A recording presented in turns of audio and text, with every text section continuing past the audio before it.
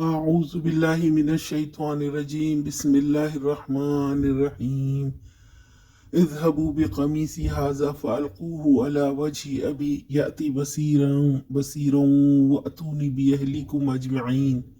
جاؤ میرا یہ قمیص لے جاؤ اور میرے والد کے منہ پر ڈال دو، ان کی بینائی پلٹ آئے گی، اور اپنے سب اہل و عیال کو میرے پاس لے آؤ۔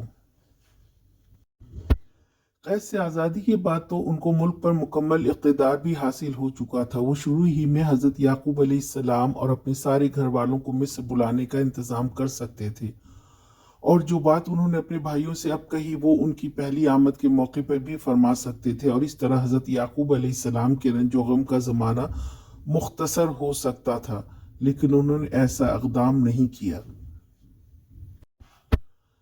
اس کی وجہ بظاہر یہ معلوم ہوتی ہے کہ ان سارے واقعات میں اللہ تعالیٰ کی مشیت کی بڑی حکمتیں پوشیدہ تھیں، اور اللہ تعالیٰ کو اپنے محبوب بندے اور اپنے نبی حضرت یعقوب علیہ السلام کے صبر و ضبط کا امتحان لینا تھا۔ اس لیے اس پورے عرصے میں حضرت یوسف علیہ السلام کو یہ اجازت نہیں دی گئی کہ وہ اپنے والد سے رابطہ کریں۔ واللہ سبحانہ عالم۔